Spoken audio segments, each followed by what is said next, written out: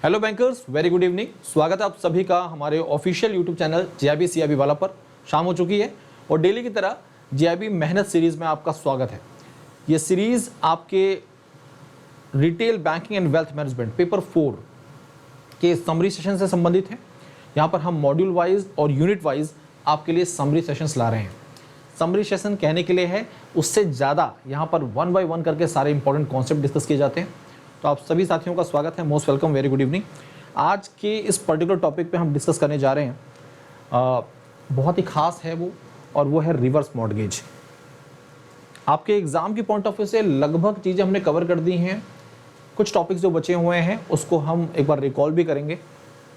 आज हम reverse mortgage पढ़ रहे हैं, कल से हम profitability, return on equity, return on assets, इन सब पर भी फोकस करेंगे क्योंकि एग्जाम में न्यूमेरिकल्स वहाँ से काफ़ी ज़्यादा बनते हैं। तो आप सभी साथियों का स्वागत है, मोस्ट वेलकम। आज हम क्लास 14 के तहत रिवर्स मॉर्गेज डिस्कस करने जा रहे हैं। रिवर्स मॉर्गेज से आपके एग्जाम में केस स्टडी पूछी जा सकती है, एमसीक्यूज पूछे जा सकते हैं, तो इसके लिए आपको एकदम तैयार रहना ज़रूरी है।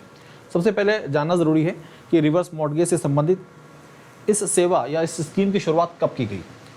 The scheme was introduced in India in 2007 में इस स्कीम को इंट्रोड्यूस किया गया। किसी चीज़ को इंट्रोड्यूस करने का मतलब उसके बारे में अनाउंसमेंट करना, उसके बारे में जानकारी देना, फिर उसे इंप्लीमेंट करना, वो अलग डेट होती है। तो कंफ्यूज नहीं होना कि इंट्रोडक्शन जो है इसका 2007 का है और इसका इंप्लीमेंटेशन जो है वो अप्रैल 1, 2008 का है। ठीक है, ये एप्लीकेबल होती है देश में 1 अप्रैल 2008 से। रिवर्स मॉर्गेज लोन स्कीम जो है ये, इस स्कीम को डेवलप किसने किया है? इसको डेवलप किया गया है नेशनल हाउसिंग बैंक के द्वारा, एनएचबी के द्वारा इसे डेवलप किया गया है। अब समझिएगा, नेशनल हाउसिंग बैंक जो है ये हमारे देश में हाउसिंग फिनेंस सेक्टर जो है इसकी रेगुलेटरी बॉडी है। हाउसिंग फिनेंस सेक्टर जो है इसकी regulatory body, housing finance sector की रेगुलेटरी बॉडी है। ठीक है, नेशनल हाउसिंग बैंक एक ऑल इंडिया फाइनेंशियल इंस्टीट्यूशन के अंतर्गत एक संस्था के तौर पर भी कैटेगराइज किया गया है। रिजर्व बैंक ऑफ इंडिया के द्वारा देश में टोटल 5 AIFI कैटेगराइज किए गए, उसमें से एनएचबी भी है। आप सभी साथियों को ये पता होना चाहिए कि हाउसिंग फाइनेंस प्रायोरिटी सेक्टर का हिस्सा है और इस नज़रिए से एक रेगुलेटरी बॉडी भी उससे संबंधित स्थापित की गई है। अब एनएचबी के द्वारा रिवर्स मॉर्गेज लोन, ये जो स्कीम है RML, इसके तहत किसको बेनिफिट प्रोवाइड करने की बात कही जा रही है?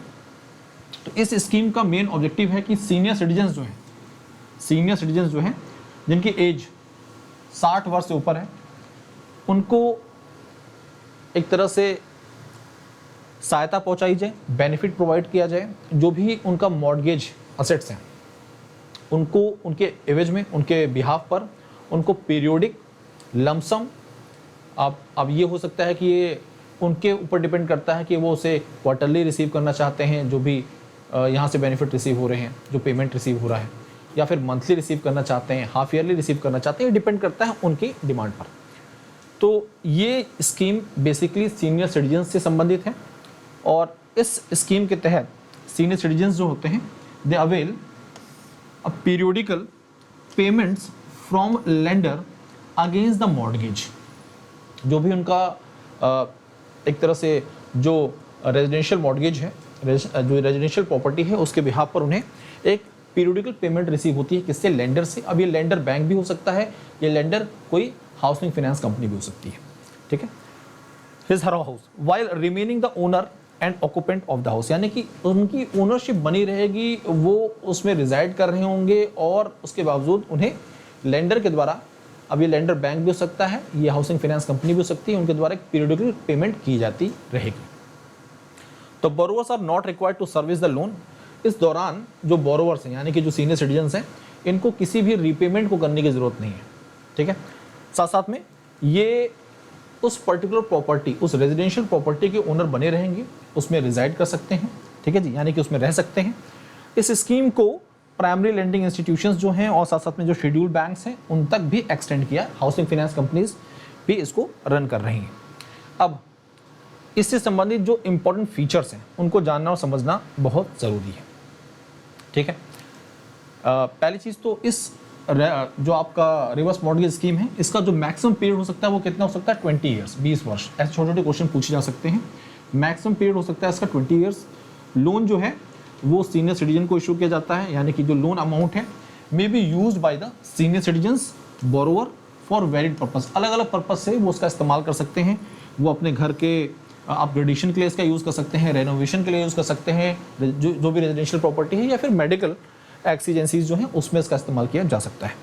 ऑल पेमेंट्स अंडर RML, जो भी पेमेंट्स यहाँ पर ये सीनियर सिटीजन रिसीव करते हैं उस पर किसी भी प्रकार का कोई टैक्स इंपोज नहीं होता है, ये सारा टैक्स एग्जेम्पशन के दायरे में आता है। तो exempt from the income tax, ये बहुत ही इंपॉर्टेंट पॉइंट है, under section 1043 of the income tax act 1961। ठीक है, आगे अब अगर आपसे कोई पूछता है कि रिवर्स मॉर्टगेज की डेफिनेशन क्या है, तो रिवर्स मॉर्टगेज की जो डेफिनेशन है वो क्लियरली आपको पता होनी चाहिए। कई बार क्या होता है एग्जाम में डेफिनेशन आपको स्टेटमेंट में दी होती है और आपसे पूछा जाता है कि बेस्ट कौन डिफाइन कर रहा है, तो यहाँ पर रिवर्स मॉर्टगेज डिफाइन किया गया। Reverse mortgage is a loan product, क्या है, एक प्रकार का लोन प्रोडक्ट है, डिजाइंड किसके लिए किया गया है, मेनली फॉर सीनियर सिटीजन्स। किसके लिए डिजाइन किया गया, मेनली सीनियर सिटीजन के लिए डिजाइन किया गया है।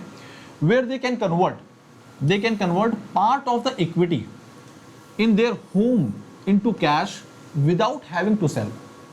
इसके लिए उन्हें अपनी प्रॉपर्टी को, रेजिडेंशियल प्रॉपर्टी को सेल करने की जरूरत नहीं है, ठीक है जी, और इसके एवज में उन्हें एक मंथली लोन, कोई भी मंथली लोन रिपेमेंट भी करने की जरूरत नहीं होती है और उन्हें एक पीरियडिकल पेमेंट रिसीव होती रहती है।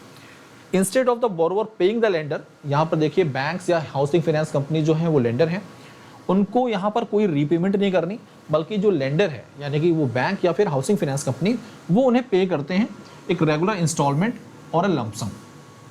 ठीक है, the loan becomes repayable only when the borrowers dies. अब ये जो लोन बोरोवर या सीनियर सिटीजन जो रिसीव कर रहा है ये कब रिपेबल होता है, ये उस कंडीशन में रिपेबल होता है जो भी, ठीक है, जो बोरोवर है या तो उसकी डेथ हो जाए या फिर उस प्रॉपर्टी को वो सेल कर दे या फिर परमानेंटली मूव कर जाए आउट उससे, और and repayment is typically made by selling the property. तो फिर बैंक या जो फाइनेंशियल इंस्टीट्यूशन है इस प्रॉपर्टी को सेल करके रीपेमेंट रिसीव करती है।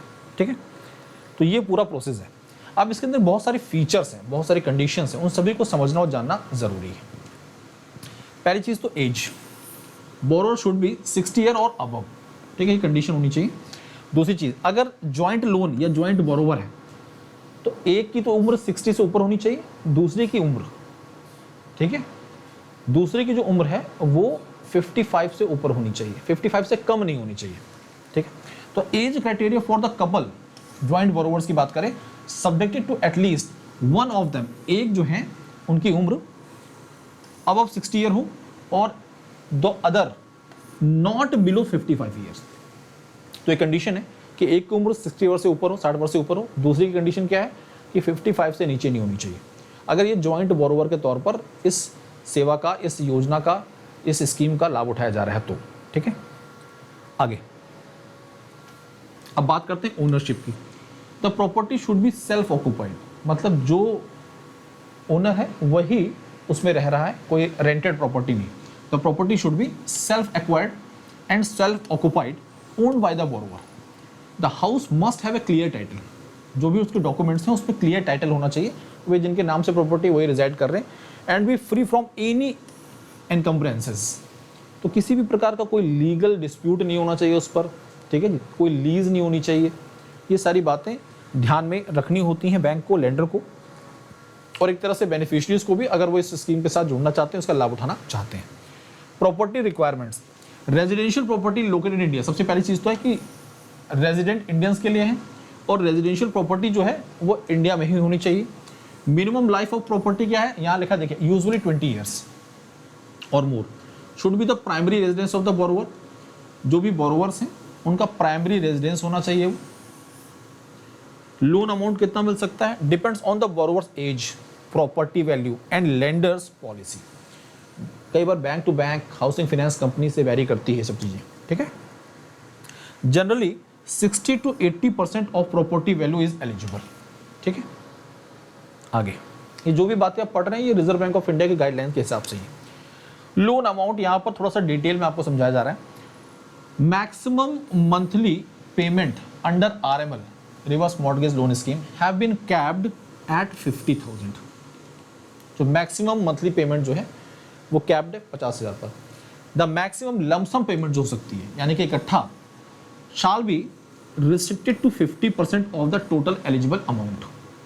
जो भी प्रॉपर्टी है, ठीक है जी, total eligible amount of loan subjected to cap of 15 lakh, तो ये 15 लाख तक कैप किया गया lump sum amount to be use for medical treatment. इसका इस्तेमाल किया सकता है मेडिकल ट्रीटमेंट पे for self, spouse and dependents if any, कोई डिपेंडेंट है तो।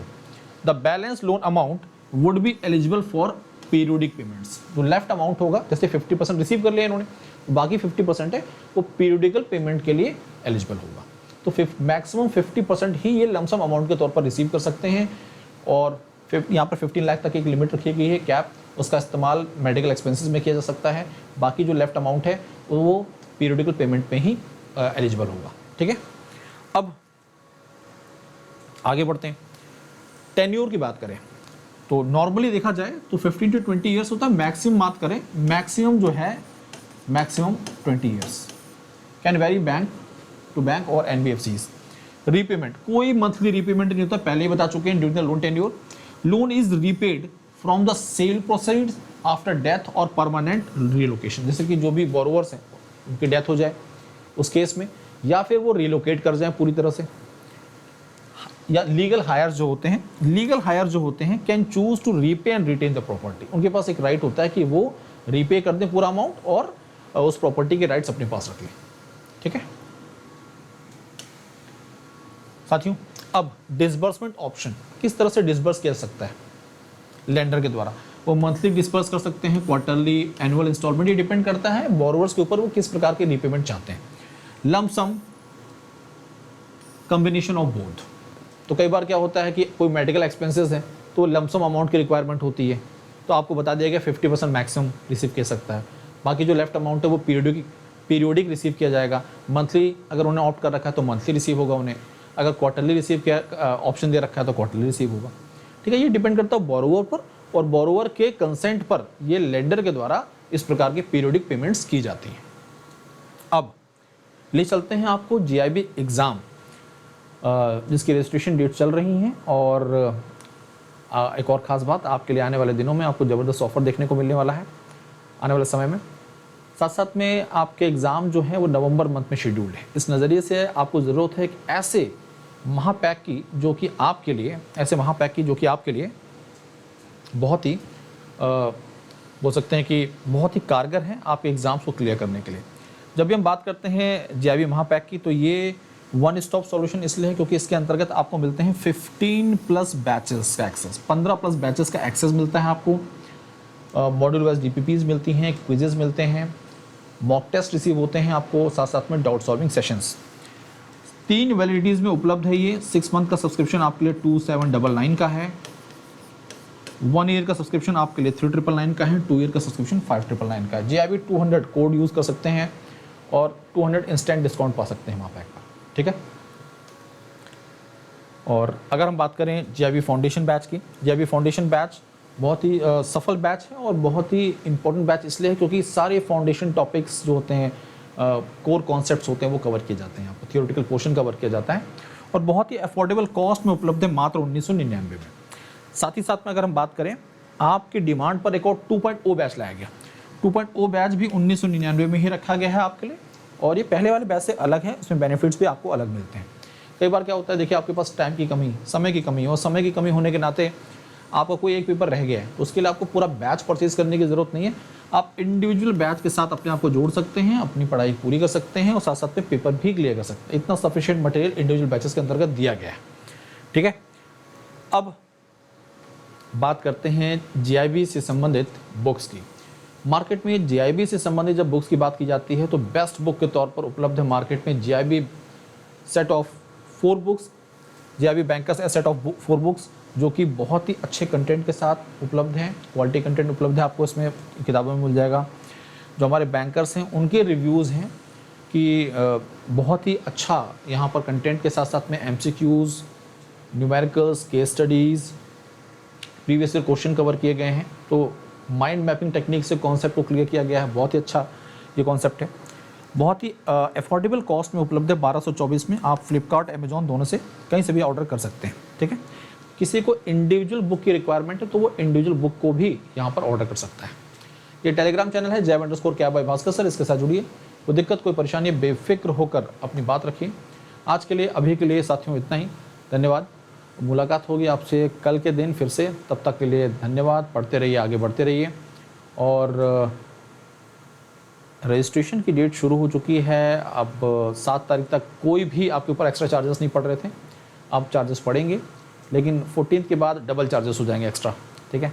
तो आप जल्द से जल्द अपने आप रजिस्ट्रेशन पूरे करिए और प्रिपरेशन शुरू करिए, और एक अच्छे प्लेटफॉर्म के साथ जुड़िए, यानी कि हमारे साथ जुड़िए, हमारी टीम के साथ जुड़िए, अपने एग्जाम की प्रिपरेशन को तूफानी तरीके से आगे बढ़ाइए। Thank you, all the best.